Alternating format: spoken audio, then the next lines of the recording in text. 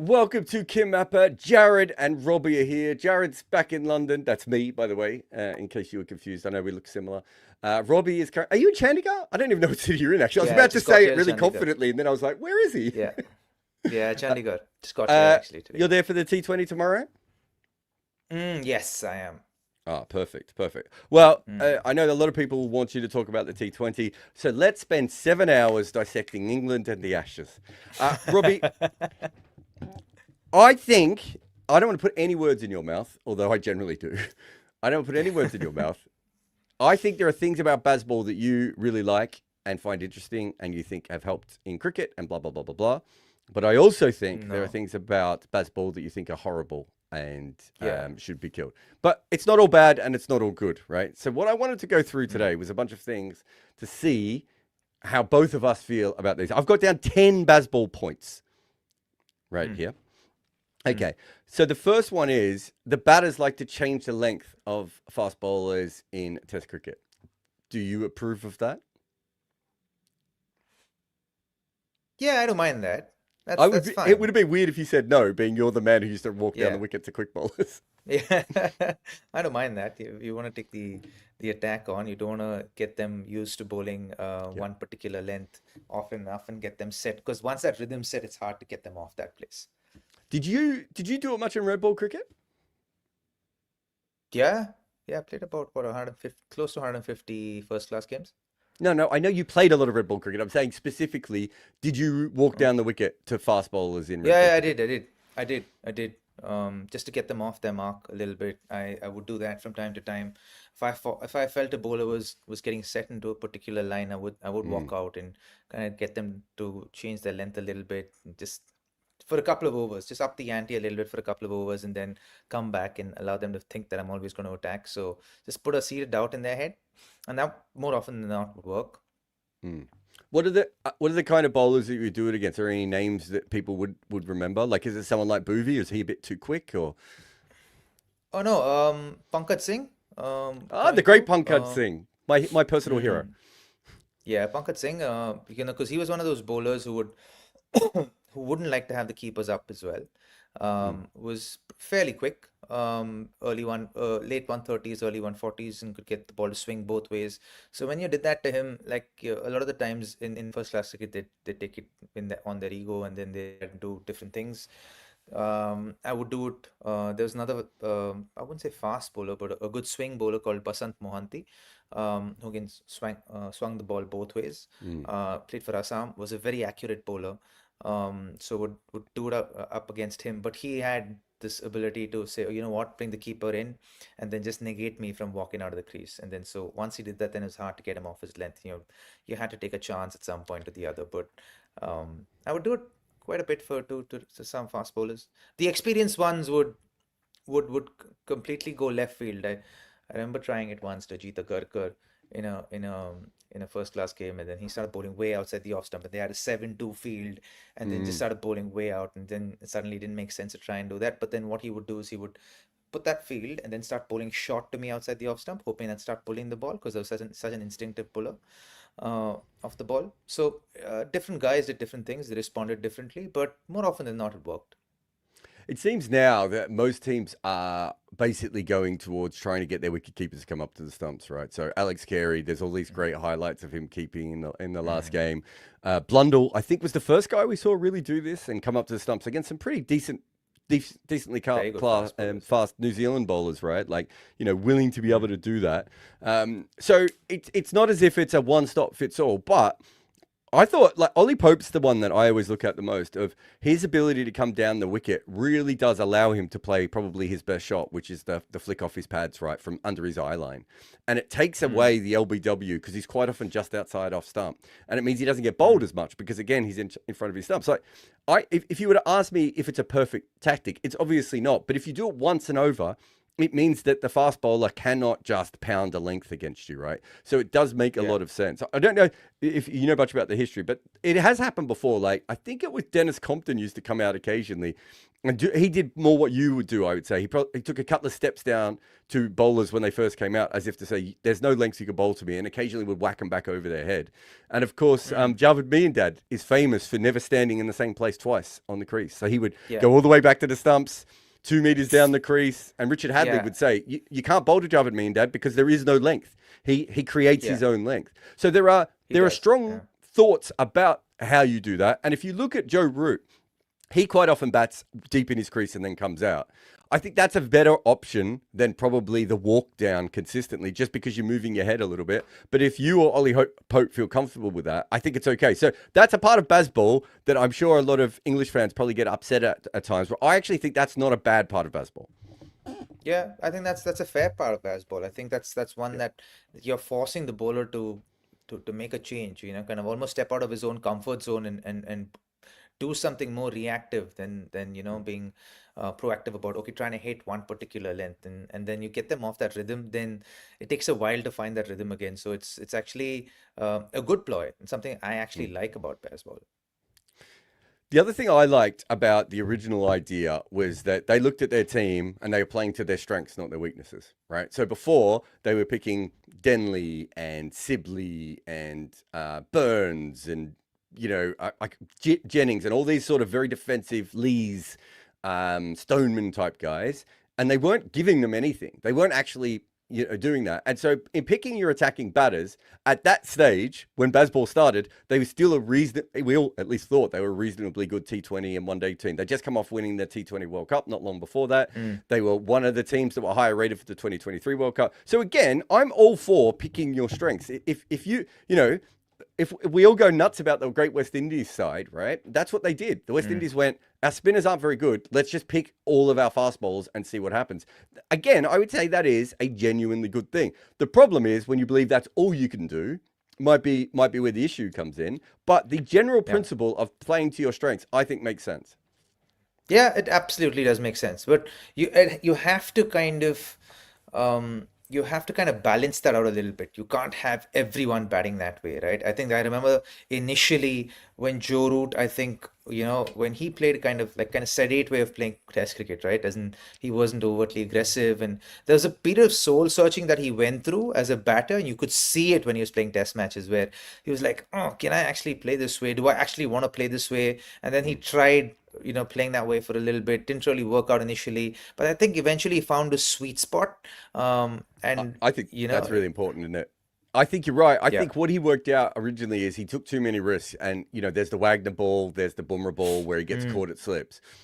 I think originally he didn't think you could get caught at slip playing the reverse paddle, right? And then when he got done doing that a couple of times, he took it away. But if you look at what he does, he actually still uses the concept of Bazballs. He's basically just playing the middle overs of an ODI in Test cricket now, right? He's pushing the field out. That's exactly what he's doing. He's finding the gap and he's rotating straight. Again, you and I would say that's smart cricket. That's a good way of playing Test cricket, right? That's what the Aussies did around the 2000s. That's proactive cricket. That's how you want to play Test cricket. You want to be able to put yourself in a position where you can proactively score runs, right? So you want to push the field back, tactically work out a method to push the field back, and then start milking the bowlers, right? And you can see Joe Root, that's his go-to method. Like he's aggressive for a period of time, then he starts milking them. Then the fielders come back in, then he goes aggressive again. So there's a clear ebb and flow with the way he goes and approaches Test cricket right now, which I think is a sweet spot.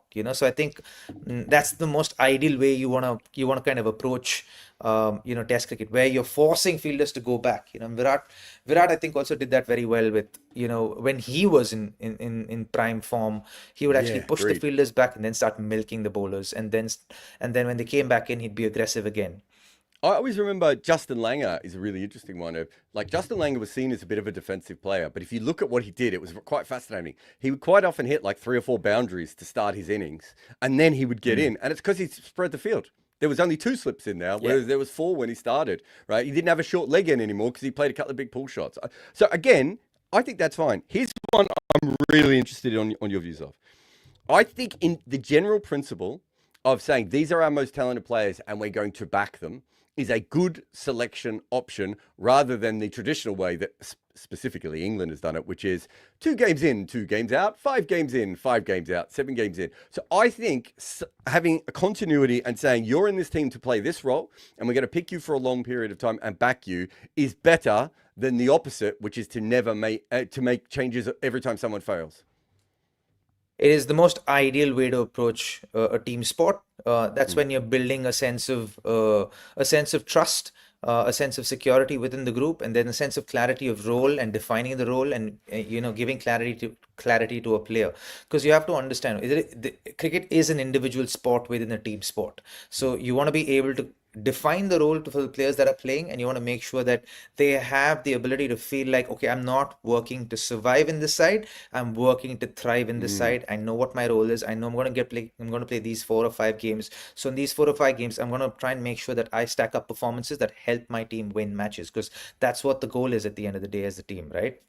Yeah, I would also, and I'd take it a step further, and I've said this quite a bit before. If you select a player and you give them 2 tests and you drop them, the error isn't the player. The error was you, and you should not be selecting a team. You've probably done something wrong, unless they've just been brought in for a couple of games for injury or for location or anything. But if you picked a player to bat number 3, they've batted number 3 twice, and it doesn't work, and like you have to ask yourself, and you're dropping them, and you're like, well, why did you think it was going to work? Like, have you made the right decisions? So I think that's another one.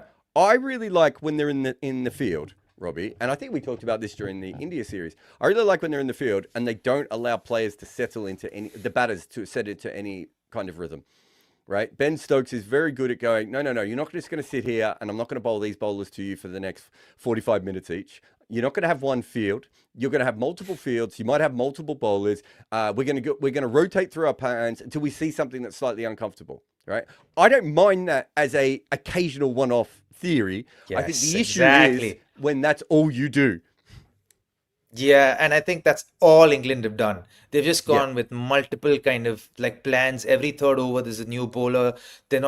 No one's hitting consistently, trying to hit a good length, even when there's enough in the wicket to kind of assist the bowler to actually hit the right areas and actually induce an edge or induce some kind of doubt in the batter's head. Like you saw that in the previous 2 test matches, all you had to do sometimes is just hit the right length and just stay patient with that for 5 overs or 7 overs, and then you just get your bowlers to hit the right length. But I think Ben Stokes likes to work from being like doing things that are slightly out of the box, but he's constantly doing it, and then that's not working. That's actually counterintuitive for England, and I think that's why they've not performed to their strengths in these last couple of test matches. Isn't when the batters started backing away, when Labuschagne and Cam Green and Travis Head started backing away. Yeah, this is actually not far from the truth, actually. Put up the when they started backing away, well. When someone said when they started getting hit in the vagina, I was like, that wasn't what I meant to put on the screen. When they started backing away, sometimes all you need to do is just bowl stump to stump, like what eventually casted against Green, right? He backed away and just bowled a full length on the stumps. That's all you got to do to when a batter's trying to take the aggressive route against you. And the thing is, batters feel like they have the freedom to do that because you're not bowling one length and you're just trying to go and intimidate a batter with the short ball, and that's not going to work in the long term, dude. It's an unreliable plan.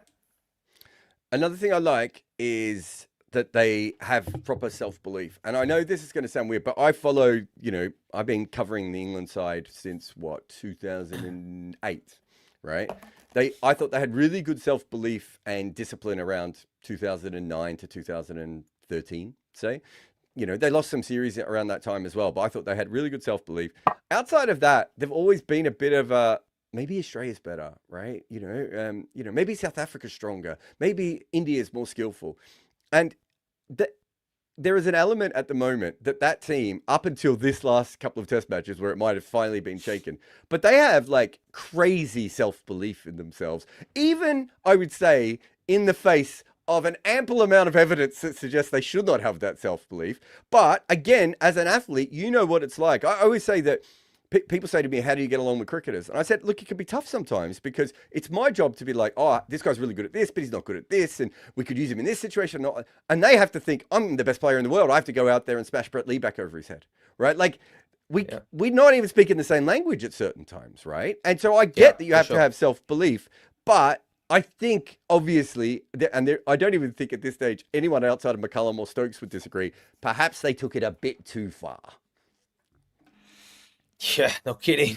They took it far and then some. Well, I think you need to be a little obstinate when it comes to believing in yourself, and when it comes to self-belief about what you can produce as far as results are concerned. But there needs to be a modicum of balance also, right, with the way you approach certain things. You gotta be, and I don't think England have exercised that in the first couple of Test matches. It's just like, honestly, some of it to watch has been quite weird. It's like, it just felt like a mishmash of so many different things. And it just felt like, at one point, it felt like, who invented Bazball even? Was it the Aussies or was it the English? Because it felt like these guys were responding or reacting to what Australia were doing in a way that they didn't know how to respond or react to. Like, it was just weird. It was just haphazard cricket for a period of time. And you just wondered what was going on. And you could tell that, the England team were clearly muddled in the head as far as what plans to go for, especially when they were bowling.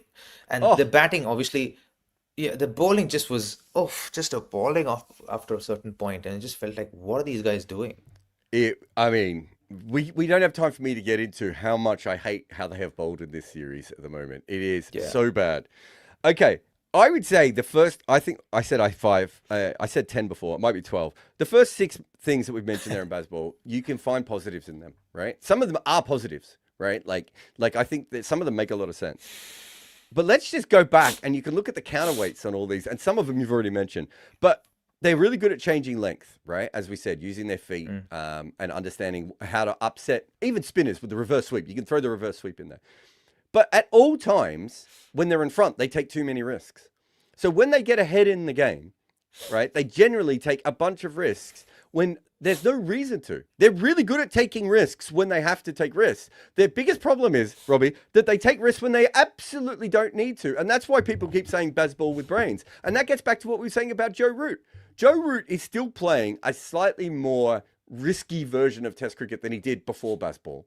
But look how good he is at it, because he uses it when it works and he doesn't use it when he doesn't have to. And the England team is incapable of that.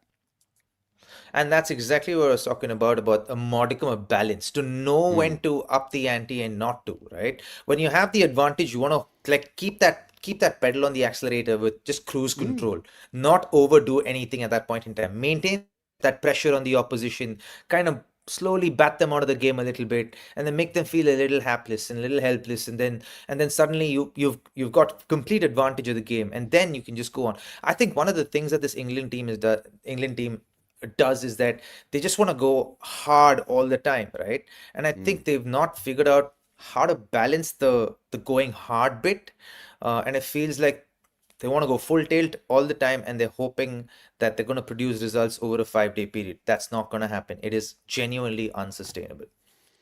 So I talked about this with Goffey and Steve Harmison the other day. I can't remember who, I always forget. I always say it on a podcast and then I forget to look up the quote. But I think it was Vince Lombardi who said the hardest thing is not getting to the Super Bowl, right?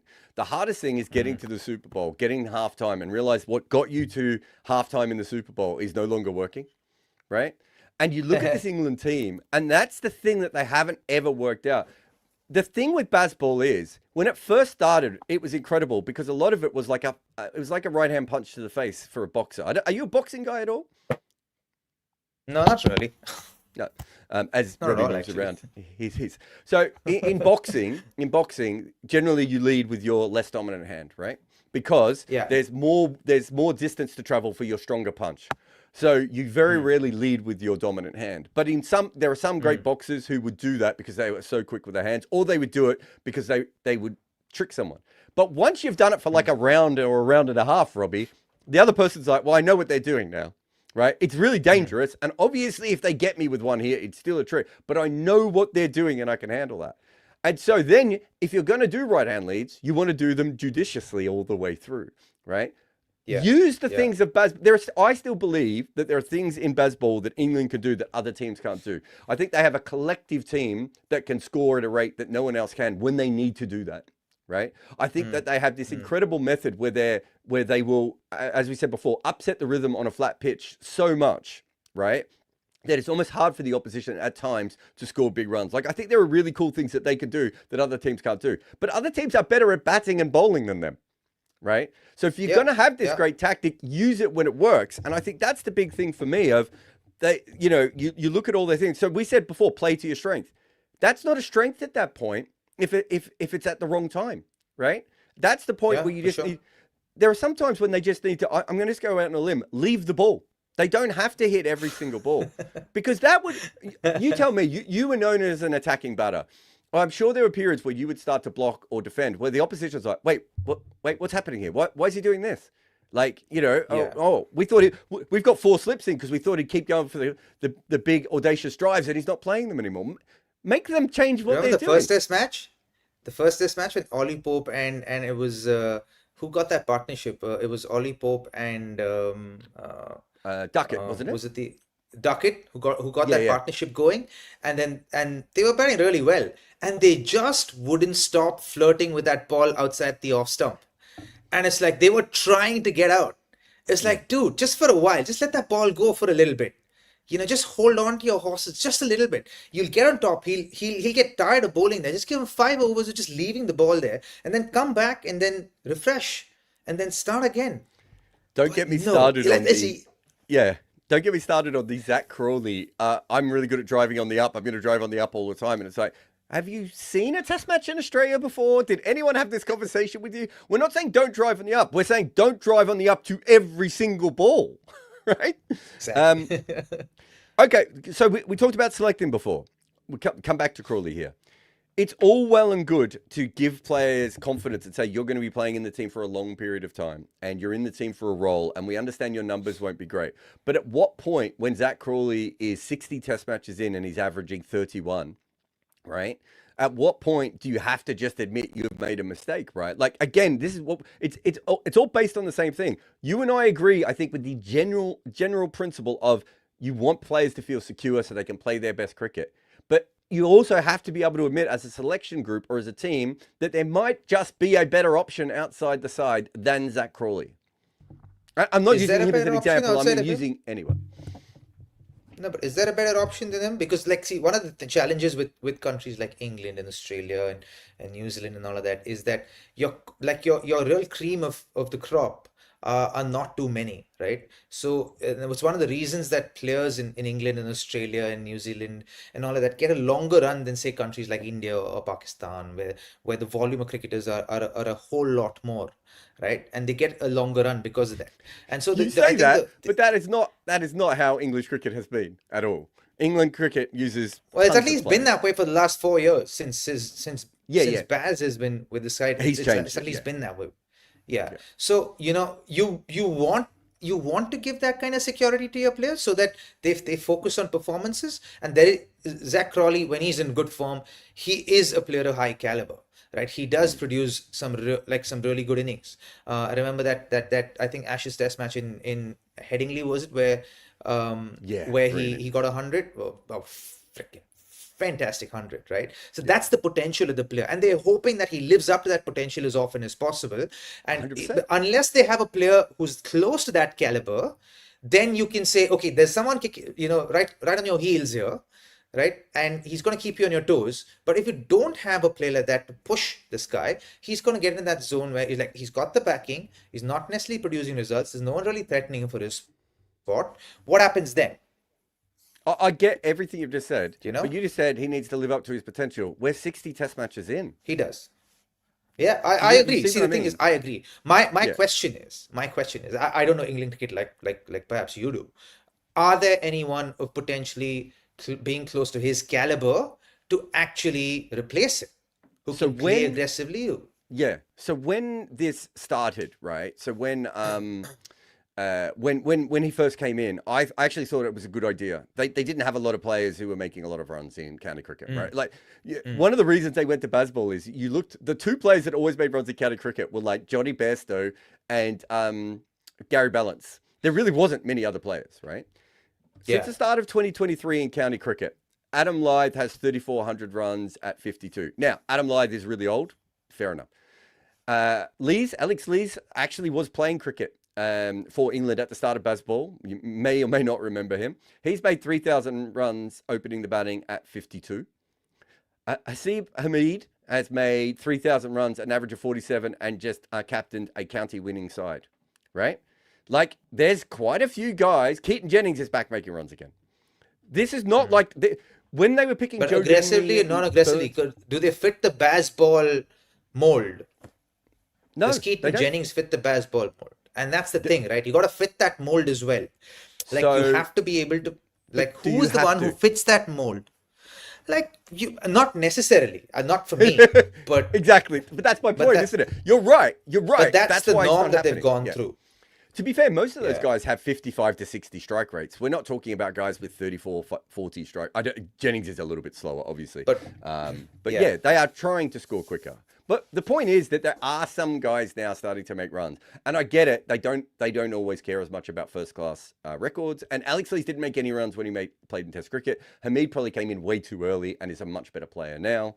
You know, Adam Lyth is about your age, right? Like, he's not coming back. Like, I get that, but it has changed, and that's kind of what we're saying is they're not willing to evolve with their own tactics because they've just decided that Crawley is the right batter for this style. And you and I would both say that Crawley matches Duckett perfectly. Like, a tall right-hander who drives on the up compared to a 4-foot left-hander. Like, it makes sense.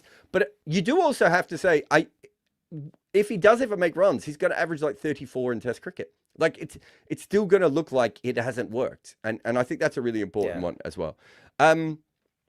Let's go back to one other thing that I thought that you talked about, which was quite interesting before, which is patience, right? We actually like the disrupting nature of some of this, but if you don't back that up with patience, it's just like it's like a death metal song that never has like a chorus, right? It's just someone yelling the entire time at you, and that either sort of pushes you out the way or discombobulates you, or it doesn't. And we talk about patience with their batting, but as we mentioned before, they also don't always have patience with their bowling, right? They have this inability to read the game in the right ways and go about that. But I want to take this a step further. They bowl for wickets, and I really respect a team that tries to take wickets almost every time they bowl. And they have since Bazball has started. Like, they've really attacked. But they also have 3 guys in the current squad who have the 3 of the 20 highest economies in the history of Test cricket are in their current squad. So Shoaib Bashir, Gus Atkinson, and Bryden Cars. Like, we are talking generational runs. Now, Test cricket is faster now, Robbie. There's a lot of Nahid Rana from Bangladesh has got the highest economy ever in Test cricket. Like, don't get me wrong, I understand this, but they are not ever bowling for economy, right? And I just don't see how there can't be times when they need to also do that. Like, fundamentally, that doesn't make any sense to me as a cricketer, where you're like, no. When you remember that first session when Will Jackson and Stokes were playing against Australia. And Australia just went, okay, we're going to keep attacking and keep pressure on them, but we also don't want them to go anywhere. If they're going to defend, we're going to keep the field in so they don't score many runs because we know that the next session is the one where we're going to attack, right? That doesn't even seem to happen for England very often. They're always like, maybe we can attack now. And how many times have we seen? Do you remember at the start of Bazball that the Jasprit Bumrah over against Broad where he scores like almost 40 runs or whatever it was in that over? Of like, you don't need to give up 40 runs to Jasprit Bumrah. Like, why would you need to play that way? But that's the thing, right? And they want to go full tilt all the time, and that's one of the challenges. They want to play Bazball on both ends of the sticks, right? Like, they're like, you know, with batting and with bowling. You can't do that with bowling. Like, unless the other team's playing a certain way. Like, in that first Test match, if you had just bowled length, especially when, like, for example, when Travis Head came into bat, you and I discussed this in the previous episode, that he didn't get off to a flyer. His first 50 or 60 runs were like almost traditional Test cricket, right? He batted what, 8, like, he was 16 off 20, and even that was pretty bad bowling when he got it, right? Yeah. And all you had to do is just keep hitting those same lengths and lines. And you have the likes of an Archer with you.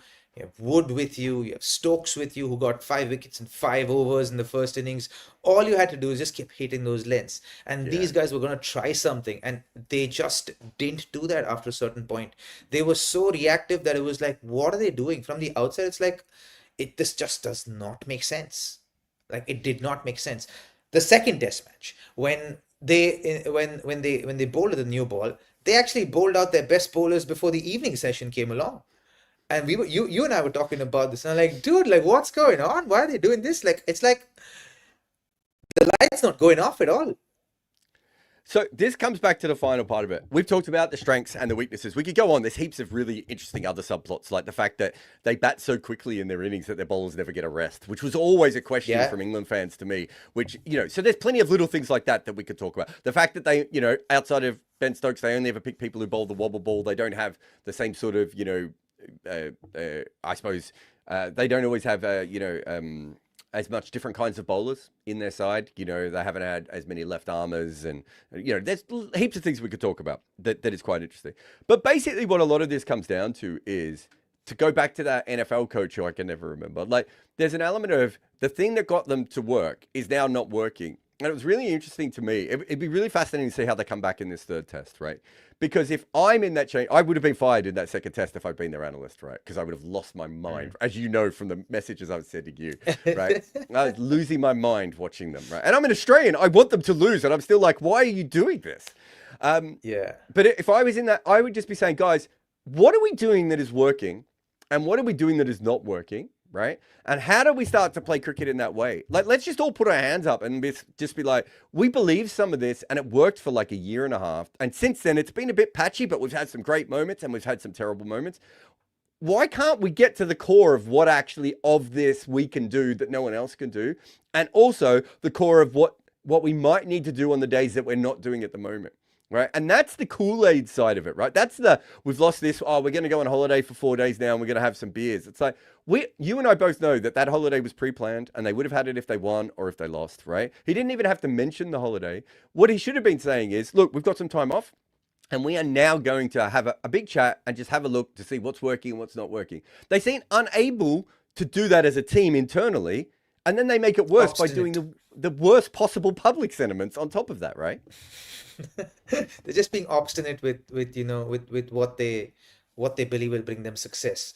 Well, and it's not wrong to do that, as long as you're being realistic, at least internally, as to where they're actually going wrong. And if you're having honest conversations within the group, like, hey guys, like exactly what you said, what are the things that are actually working for us, and what isn't working for us, and actually figuring out, okay, how to find a modicum of balance between the two and move in that direction, and at least hope to move in that direction and say, okay, this is our intention for the next test match, right? But I don't think that, at least from the communication that is being put out there by England at this point in time, displays that in any way, shape, or fashion.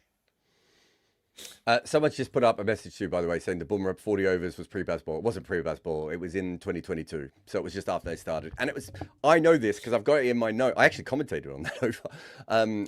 I've got it in my notes going, I remember saying to myself, I get the bouncers, but at what Whoever stage that was, don't challenge Jarrod on this kind of shit. No, I He's get things dyslexic. wrong. He remembers shit like he remembers shit, dates and numbers like nobody else I don't does. remember what day of the week it is. I think I was supposed to take my car into the shop today. Anyway, I'll get my dad to help with it. But look, I wanted to have that chat because I think what's happened now is, because they're 2 down, everyone's like people have forgotten that they actually had lost. They'd won 1 game out of 17 coming into this, right? They went on an incredible run. We both see some of the positives in it, but we also see a lot of the negatives, and that's what I wanted to have a proper chat about it. This is a very brief one. One day we'll do it with all the stats and everything else. You want to talk about Sanju Samson not playing in the T20 side, which I also find fascinating. Yes. So talk to me about this, my friend. So I was listening to Suryakumar Yadav doing the press conference before the T20I series, and after that ODI series, which I think was absolutely phenomenal, what I found quite surprising is that in the post match of that series, in the press conference, or at least what I watched of the press conference, I didn't see Gotham giving credit to either Rohit or Virat, which just felt weird.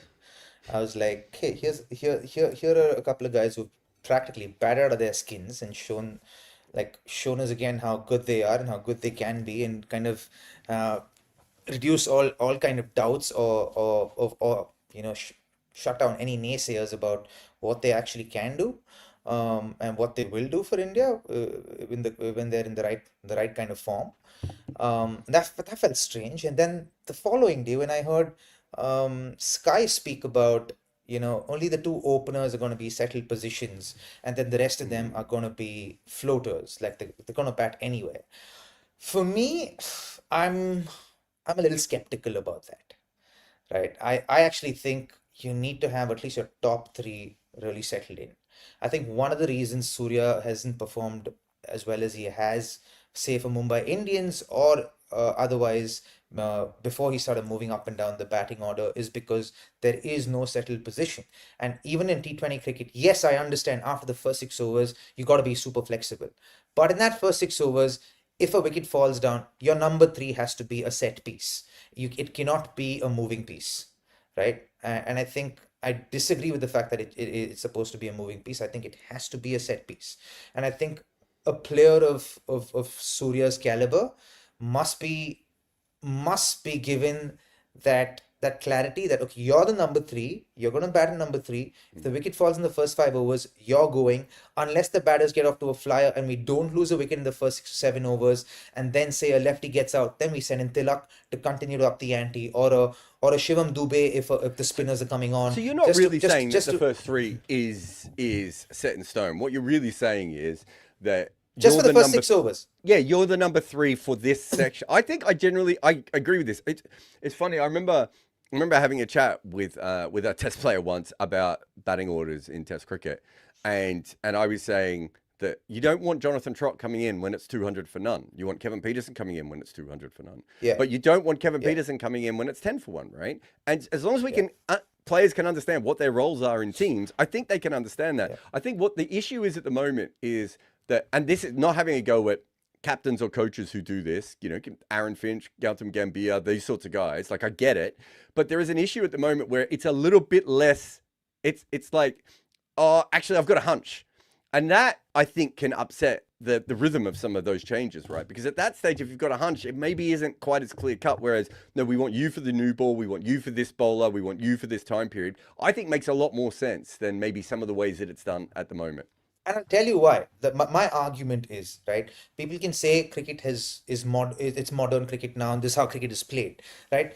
But the preparation of a batter does not change, right? Your mindset to how you approach batting at a particular position does not change. Now, if I have to get into the mindset of a batter thinking, I don't know where I'm going to go. If the wicket falls in the first 6 overs, I'm going to go as a number three. If the wicket doesn't fall in the first 6 overs, I'm going to go maybe number five, number six, even number eight. Surya's gone at number eight at some point, right? I think in Australia, went at number eight in one game. And that's something that I wouldn't want one of the best batters in the world in T20 cricket to be actually doing, right? You want those kind of batters. They are pure match winners to get as many deliveries as possible in a T20 game, right? Yeah. You want them to be in as good form as possible, especially leading into a major tournament like the World Cup, right? I understand being flexible, but you've got to be flexible after a certain point. I think you need to have set pieces to at least set the foundation of your batting, right? Once that's set, then you build however you want to build for that game. But till you set that foundation up, till you get a solid start upon which you can build your innings, you need to have set pieces. Yeah, I think in general, we think about batting orders the wrong way anyway, right? Which is, I suppose, what I was saying a moment ago is I don't think you're a number three and you're a number four and you're a number five. I think you're a backup opener when a wicket goes early, right? You're a power play maximizer. You're and everything else. And I think if we get to that kind of language, I think batters will start to understand it. But part of the problem is, and this is, but how do you approach as a batter though? How do you Jarrod, how do you approach it? How do you like mentally prepare for that role? Because you have to prepare for more than two roles then, right? So if you No, like, and the exactly. thing is, But I you're think the kind of setting issue, yourself up for failure if you actually set yourself up for one role, and then you say, I'm a backup opener if a wicket falls early, but if a yeah, wicket doesn't fall early, I could be a finisher today. Now yeah. you can't prepare for two roles in one game. It's going to be really hard to actually stack up performances and build confidence within your own game. Because at But the end of the day, batting is a confidence game. If you're not scoring runs, if you nick off because you got two good deliveries in a test match one day or a T20 game, when your confidence is low, it's going to get hard to score those first 10 runs, first 15 runs, no matter what. I Right? think I And agree then with that's what going you've to, and said. I think that's what's happening. That's what's happening with Suryakumar Yadav, according to me. But I think I agree with what you say. But I think you're thinking about it the wrong way because every player has to prepare for two roles. If you're batting at number 3, you have to be prepared to be in on the second ball or in on the eighth over anyway, right? Like that is what being a number 3 is. So if you have more Sure. defined version of that, which is we need you to Correct. bat But the if the thing is, wicket goes in the first whether 4 you see, overs. and that's the thing, if you're batting at number three, my argument to that is if you're batting at Yeah, number three, you know you're going at number three, irrespective, if it's a set piece, you know you're I going at get that. number three, irrespective But of it's any still two position. different roles, is my point, right? And so this is, Not I suppose, necessarily. So, what I'm trying not to say to you necessarily. is, well, it is. If you start on the eighth over and you've got both spinners No. from both If you ends, start in the eighth over, you're going in with the mindset that, hey, I just need to make sure that I get in the, I don't lose a wicket immediately, yeah, right? Because there's already a partnership that's happened. So there could be an ebb in the flow. So I'm going to make sure I'm going to give the set batter strike as much as possible to build a mini partnership and then up the ante so that you're not losing back-to-back wickets. You continue to put pressure on the opposition because the team's gotten off to a great start. Then you're set. By the time you're set, the other batter's already gotten in. If you can build that partnership, you're already set on the back end of that partnership to go, and then you're going to finish a game after being set versus you're going to finish a game without being set. I understand. I understand that. But what I'm saying is, batting is multiple roles, right? Like we both agree that you have to do it. What you're saying is, if you go in at number 3, you understand what your role is. What I'm saying is, it's still number 3 is still multiple roles. No matter how you look at a game, it's always multiple roles. The issue that we have in cricket, and this is no modern cricketer's fault, right? This happened about in the 1950s, right? Generally, what would happen before World War II is players would go in for their skill set for that time in the game, right? So you would use players to what they were most skilled for that particular time in the game, and then we went away from that and we made it more about numbers. So what I'm saying is, generationally, the issue is, and this is why it's really hard. This is why you're right, because modern cricketers think like you, and you're supposed to think that way because that's how you've been doing it. My point is, if I have a cricket team, I want everyone's skill to be maximized, and if that's the case, I need more flexibility, but I can't have flexibility because you're a number 3 and you have to go in and play the way you do. So I actually agree with what you're saying, even though I'm vehemently disagreeing with it. But what I'm saying is that the future of cricket is this other sort of role definition. To be honest, none of this will matter in the future because there'll be 20 players on each team, like an NFL side, and you'll just, that guy who doesn't go in as the backup opener just won't bat at all. But the point being is, I can understand why they're trying to do what they are doing, but as I said before, the issue is if it's not really, really clear to all the players what you need to be preparing for before the game, right? That's the tricky bit, because I've been in these dugouts and so have you, when a coach is like, I'm going to change it randomly. Yeah. But that is exactly what I'm talking about. That is actually the tricky bit because that is exactly what's ailing the Indian batters, I think. At least Suryakumar Yadav at this point in time. I'd love for him to bat at number 3 and get runs, or bat at 5 and get runs, and not average 13 in the last 20 games or whatever his numbers are at this point in time. Because he's too good of a batter to have those kind of numbers, right? Yeah.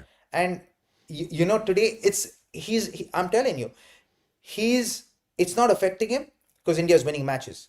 He's one of the most successful Indian captains right now with what 85% win percentage.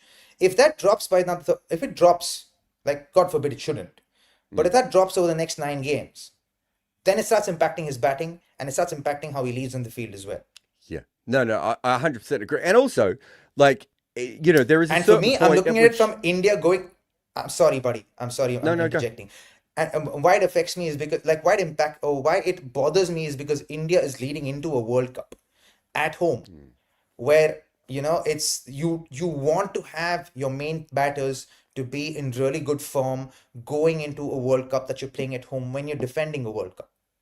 Yeah, I mean, there's a bit of a John Buchanan thing. Do you remember when he was coach of Australia and he said like there's two different methods. There's make sure everyone knows their roles 100%, or there's make sure everyone knows their roles, but all you do is experiment as you come in because you're more like an Olympic coach at that point, right? Like there are different methods of doing this, but if Sky is not informed by the start of the World Cup, that's an issue, isn't it?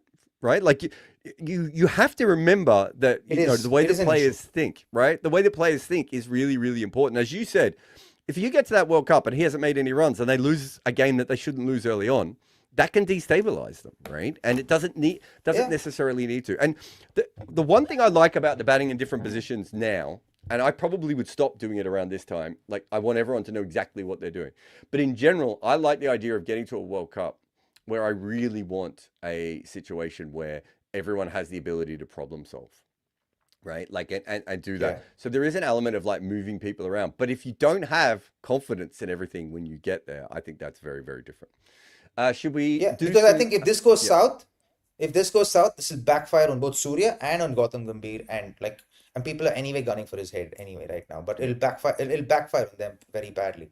And I don't want an Indian cricket team going into a World Cup trying to defend a championship, a world championship, with their main batters not being in good form, right? Like yesterday, Hardik saved the skins out of like India's innings, right? India's innings. It's like if it wasn't for that 60 off 24, 28 deliveries, we would have been what?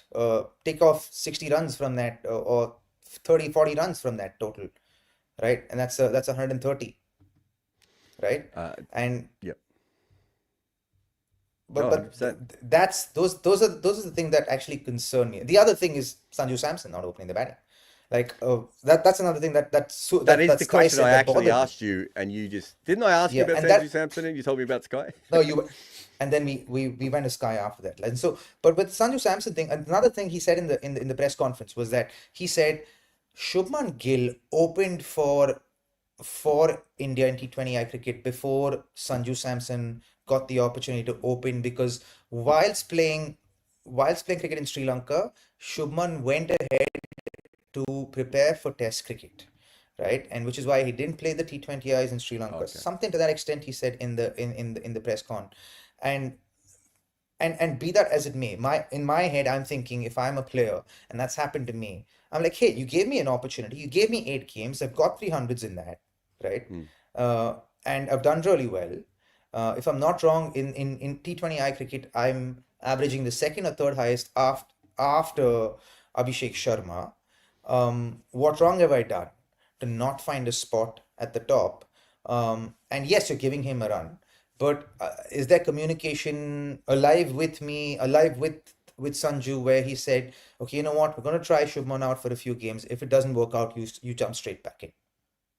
So internationally, since the start of 2023, Sanju Samson has 13 T20s, average of 35, a strike rate of 182. To be fair, Jaiswal is averaging 36 at a strike rate of 164, and Abhishek Sharma is 38 with a strike rate of 191. They've got some options.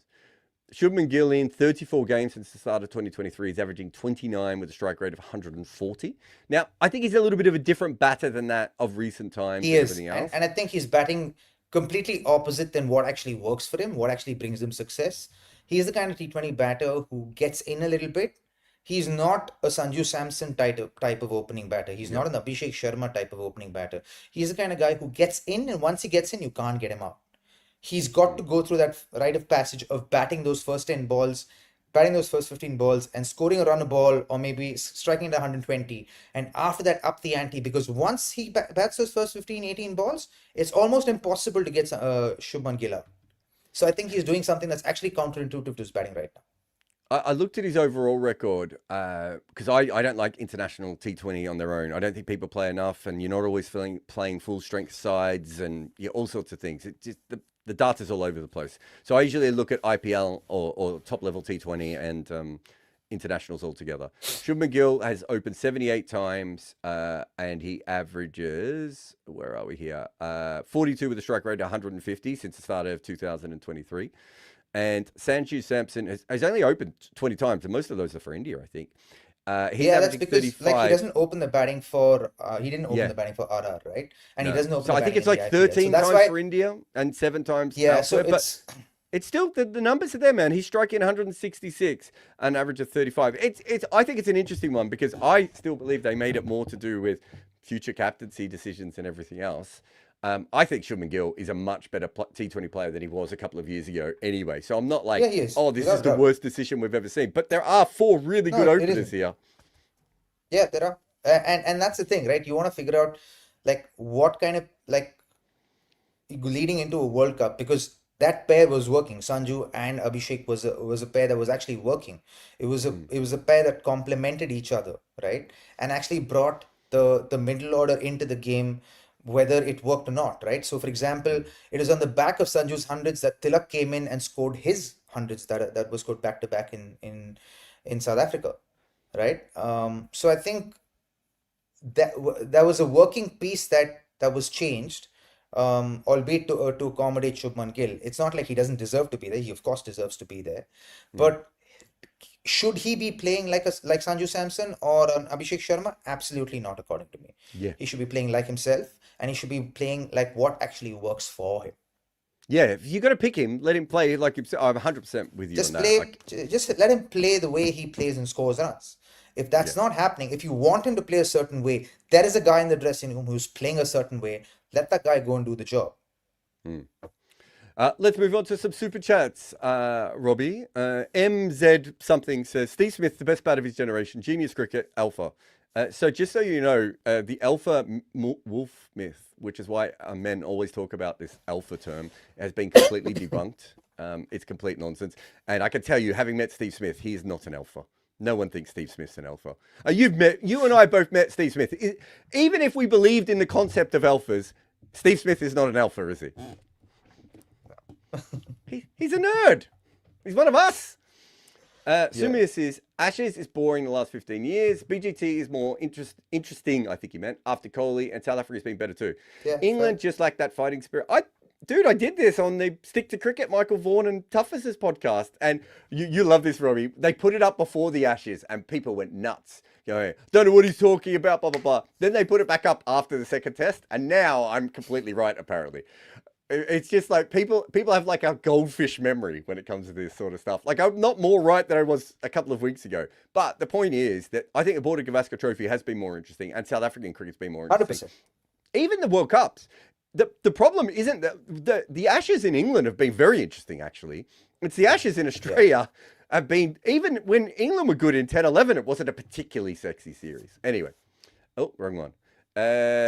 Koshal says, Robbie, how would you react if someone did to you what Puran did to Holden? Do you know about this? Do I need to explain this one to you? Yeah, so Holden stepped out, ball is outside the off stump. Puran collected the ball from Rashid Khan, didn't take the bails off because he was batting on 40 of 37 deliveries. So like, keep batting, you're only helping our cause. And obviously it's not it doesn't look good to the batter. It doesn't augur confidence to him. Like he must be having an off day in the office. I've been there. I think tough, a lot of batters have been there. It's tough. I actually thought as well that he might have come down to try and get himself stumped so he could go out. And Puran realized that and was like, yeah, because he came down on an odd angle because that ball it came early on the leg side. And I was just like, I think he's trying to get himself stumped. So I think Puran read it and was like, no, if you want to go, you have to go on your own. We're not letting you go. But that's professional sport. It's tough at the top, guys. Like that's how these things go. Prudvi says, 2002 India Test win at Leeds is a version of outbatting the opposition that England can use, although no chance to survive that long. No chance. Like the fact that they went back to, like, let's bat this out.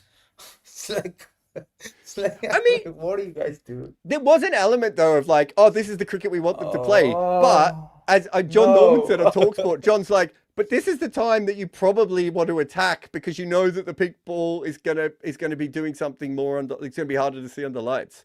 So it was funny. It's just a colossal brain fade.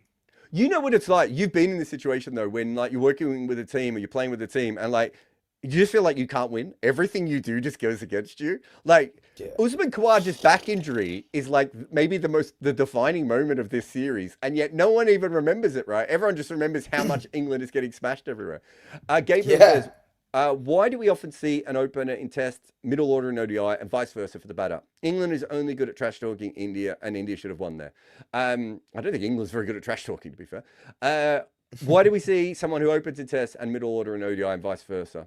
Do you want to explain that very quickly in technical terms? Oh no, I don't know. I'll probably take a while. You'll probably do it sooner than me.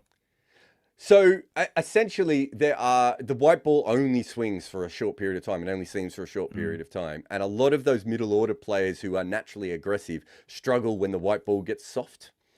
And so what they really, really want is that ball coming onto the bat a little bit harder. So if you look at that sort of, Sachin, Mark Ward, those sort of early adopters to this idea, they just wanted the ball to hit their bat hard and be able to pierce through the boundary and get into their innings. It's actually a lot harder. I would say it's a different art to start in the middle order of a one-day game than it is with a red ball, because when you play against red ball cricket, it's still hard and everything else. It's little things too to do with the field and how the field is and having the field in and everything else. But everyone's different. Like there are lots of players who go. There's also a tactical aspect to it as well. Yeah, I mean, I think the tactical thing, as much as that was there, I think at a certain point you look at what I think Sachin did it after Great Batch, right? And I know Sanath and Kalu, but they're a little bit different. But when Sachin and Mark Ward do it, there is a certain point of they're also the best ODI batters, right? And you want them to bat as many balls as possible. Yeah. Yeah. And as long as you can handle the first 2 or 3 overs, it gets a lot easier. Prithvi says, the coach doesn't like superstar culture and administrative board picks a superstar 3-format player ahead of deserving players in the T20 format. P.S. Nice jacket at the match yesterday, Robbie. Thanks. Thank you very much. Do you want to shout out? Don't you have a stylist? Yeah, I do. I have one. would have been nice to give them a shout out there, and you didn't. Yeah, Saveri, my stylist. I absolutely adore what she does for me, and just takes away so much helps me just create so much more headspace for work. People often say like, "Why do you wear a hat so much?" And it's like, I think they think that like I don't like my hair or whatever, and it's just like, no, it's just I don't have to think about it. You've got a great mop.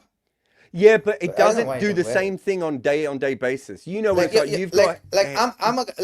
listen, like I've done what, two hair transplants, 3 hair transplants, and dude, I'm like, what? This guy has got a great mop ahead, and he's not fucking showing it. What the fuck's wrong with this guy? Do you know? It's not just that. I also have. I've realized now I've got like 15 white t-shirts, and it's the same thing. I just don't like to make the choice in the morning. I make so many creative and different thoughts. Yeah, I've got that as well. Yeah, I've done that as well. I think as you get older, you want to be more productive, and you want to not waste headspace for like small stuff, and just make it simpler to make these choices on a day-to-day basis and just get on with the day. Vaishak says there have been a lot of great individual T20 bowlers, but is India's combo the best a team has ever assembled? Attack plus defense, no weak link thoughts. I think it's fantastic. I've been saying for ages, I absolutely love their bowling lineup and how it works. And Hardik makes it feel so much more complete, eh?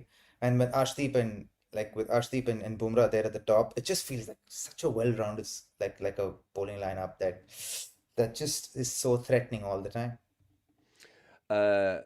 Saga says, if a common viewer can understand in what session to attack and when to try and bowl and what session to bat in a pink ball test and how England fails, irrespective of how they play or not, it's a good point. You've got to remember that when you're in the moment, it's funny, like sometimes you will say something to a player after a game and they will suddenly be like, oh, yeah, that never occurred to us. And we get it with podcasts, right? We'll do a list of players on a podcast or something and everyone will be like, I can't believe you didn't mention Shiv Narayan Chandrapal. You've got to remember, it's a completely different world. And when you're out in the middle, it's called, and everything is going on. It's called sarcoma. It's like it's right in front of you, but you don't see it. Yeah. And so sometimes that happens. And I also think that just in their case, they just don't think the details through in the way that they often should. Right? That because they are so sure that they are right, they don't do what another team might do, which is, wait a minute, is this the right decision? There's no second guessing themselves. Satire. Sagar, do you know how we make super silly mistakes when we're really overconfident about a math examination where we've done everything right, but just at the end we have to add everything up and we make the mistake there at the end? It's a lot like that.